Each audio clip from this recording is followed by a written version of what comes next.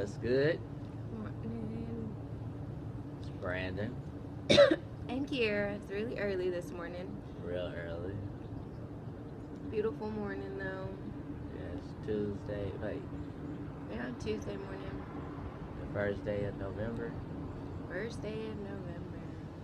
It's my 2016. mom's birthday month. All right, Miss Kathy. And it's the twins' birthday month. All right, my little brothers, sisters, and who else birthday?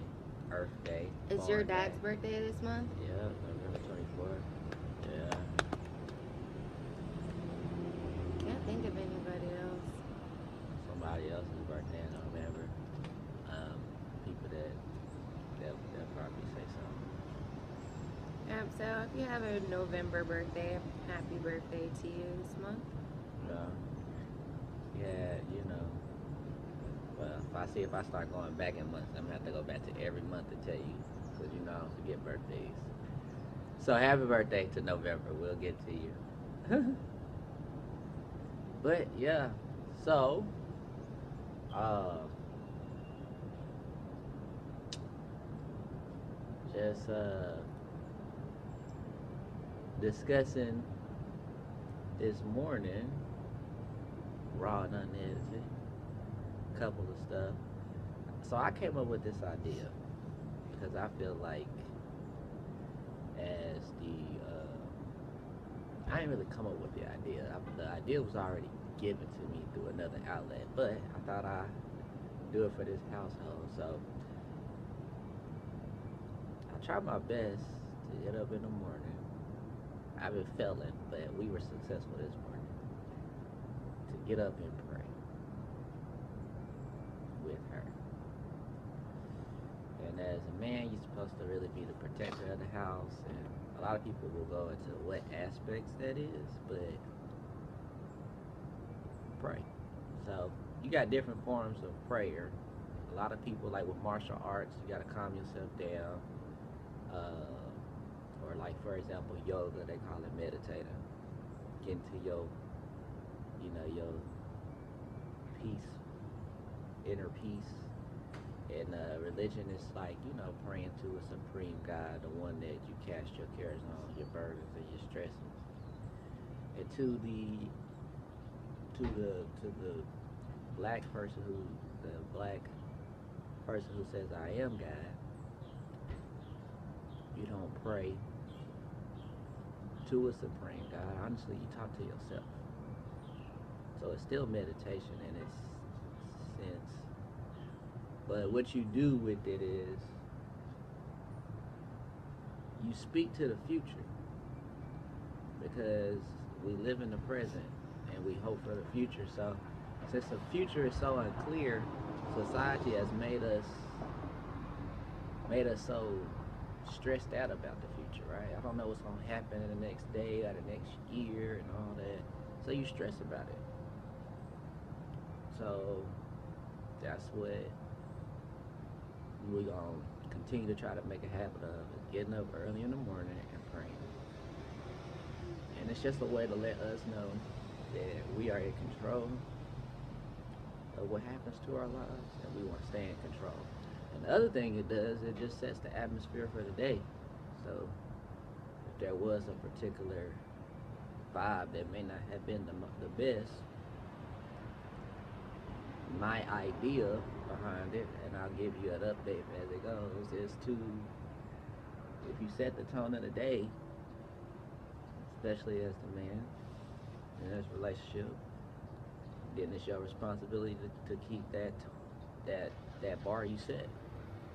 So if trouble comes, or any form of negativity comes, as the protector of that house, you got to find a way to keep that bar raised.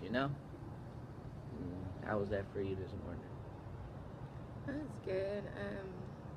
I always think having time to yourself in the morning is good for you anyway. Whether you call that time prayer, whether you call it meditation, whatever you call it, like if you just call it getting your head together, because that's something I've always said. I was like, I gotta get my head together this morning. Like, y'all just give me a minute. especially anybody that worked with me in the morning time, they know I'm not the best morning person. Like, I'm there, I'm to do my job accurately. However, don't really fool with me in the morning. I'm not, I don't mean no harm. I'm just to myself, just getting my head together. So, I always value that time. Also, always to add on to what you were saying about like stress or whatever, my thing has always been, because I've even told you several times, like anything that's extra, you gotta let that go.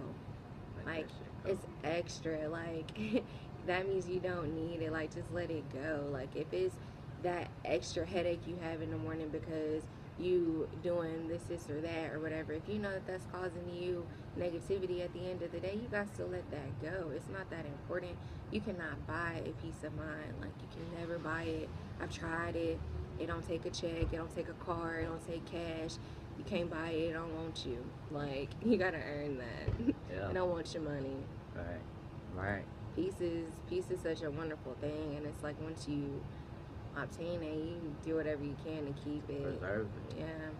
So that was really the goal with the. I had thought about it really last week, but you know how we got such a thing with human. We got a thing that we allow fatigue to get in our way, and I don't really comprehend why, because it's a state of mind, being tired.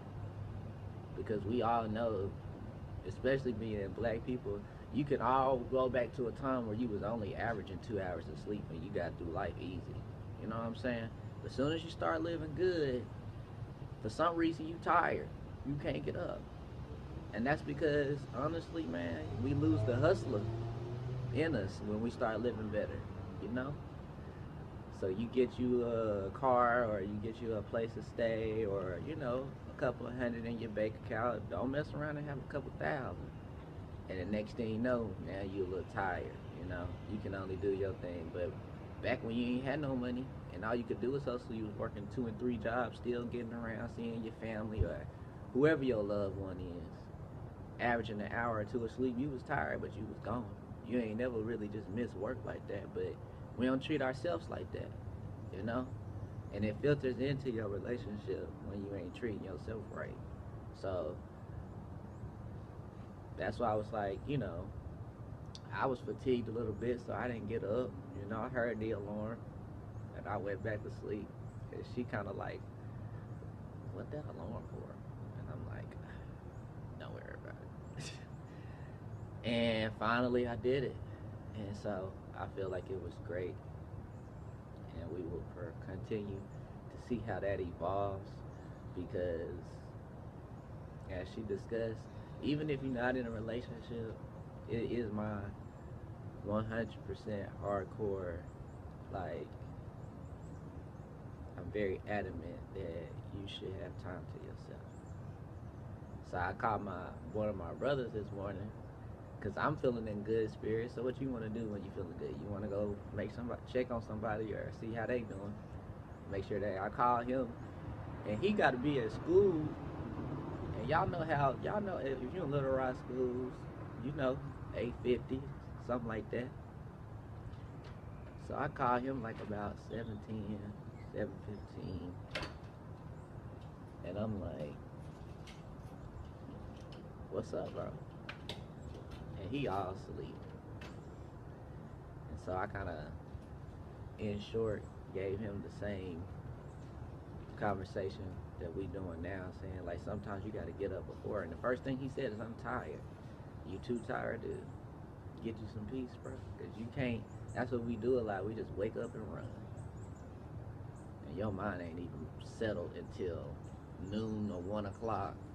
You been went off on somebody, or even if you didn't go off on somebody, now that you settled, you just now getting to be able to experience the day because you still ain't even woke up. You done lost 4 or 5 hours. You could have been productively thinking, organizing a thought, writing down a business plan, or writing down a success story, or whatever. Reaching out to that person, or you know, Whatever it is you love. whatever it is you do. You give yourself 30 minutes to an hour before you even prepare to get ready. And that's what great people do. So, this point, we kind of just uh, trying to enjoy the day. It's kind of cold. I don't really like the cold weather. I'm a summer baby, and I love it being hot. Not cool or warm, but I like it being hot. Like 85 degrees is ideal for me. So Growing up in Texas, I like the spring. Spring, you can go outside and play. It's not too hot. You get a little bit of a breeze. During the summer in Texas, boy, please. Ain't nobody trying to do nothing. Like, it's too doggone hot outside. I'm the kind of person that back in Arkansas, y'all, if you somewhat, you've been around for just a little bit, cause I ain't that old, but you remember about 3-4 years ago when every day it was about 110 to 115 degrees outside. I was good with that. I was good with that.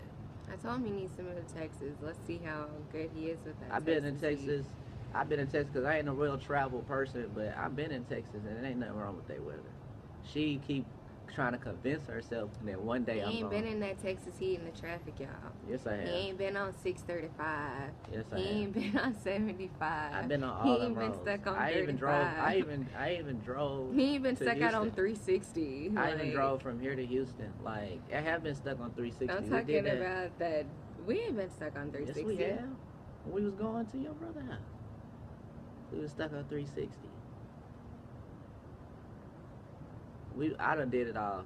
A lot of people don't want to Not believe during you, the man. summer. This is the problem with a lot of folks. Let me tell you something, and words are powerful. Let me tell you something that black people are terrible at, and that we have to do better. I've been telling people my whole life that I don't want a girl, right? I don't want a baby girl. This is an example. I say I don't want a girl because I understand what a woman can do to your heart. And I don't want no baby girl because then I feel like, and I could be overthinking it, but I'm just like, it's just a lot of problems that come with it. I'm going to be so overprotective. I'd rather just have some little homies and do it right, right? My whole life when I say that, the first thing a black person will say, oh, you going to have some girls. What is that about us? Why you can't support me in my decision? If you said that you wanted to be a doctor, I would say, make that happen. If you said you wanted to be an electrician, I'm gonna be like, make that happen. But it's something about when you tell somebody that what you want to do, when it comes to family structure, or you want to talk about, you gonna do something out the norm that is against the status quo, producing how you gonna produce your family, because people don't feel like you got control over that, right? That's what the society teaches you. So the first thing they do, they think they being funny, but the first thing they do is speak against your dream. First baby. They don't even say you gonna have girl. They're gonna say the first kid you gonna have is a girl. Then they even go to the extreme and say all your kids gonna be girls. Like, bruh, sit. A lot of times we as strong women, like, we are not heard enough. Women. Huh? Strong women. Strong women, yeah, we are not heard enough. So it's like, when you feel like you voicing your opinion, Heard enough. I thought you said hurt. Heard, yeah, like, Heard enough. oh, you heard me. I feel like, dang, you made me lose my train of thought. I feel like sometimes we feel like we're not heard enough, so therefore it's like, that's when you get to like speaking up a little bit louder. Oh, you didn't hear me? Let me project my voice then. And that's not a problem. It's not. No. Some people get intimidated by that. Some people get very intimidated by a woman speaking loudly. loudly. We can't talk for them.